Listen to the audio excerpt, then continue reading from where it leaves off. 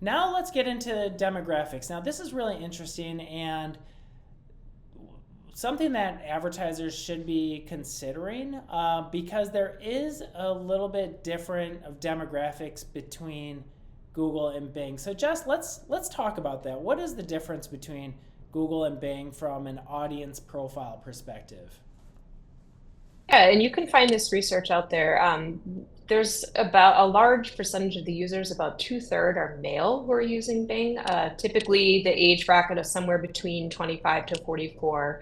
And they also skew with a higher income bracket. So a lot of people under the 100K per year mark. So that means you're talking about potentially a more quote unquote professional audience, people who are in business areas, perhaps slightly older, maybe more an educated audience.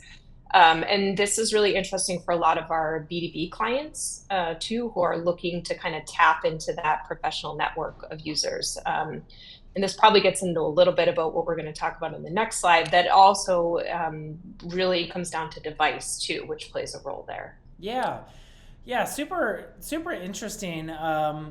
Every advertiser has a specific audience, and for whatever reason, Bing does have higher household income as an audience, and we're going to get to this in a little bit more B2B and also device specific.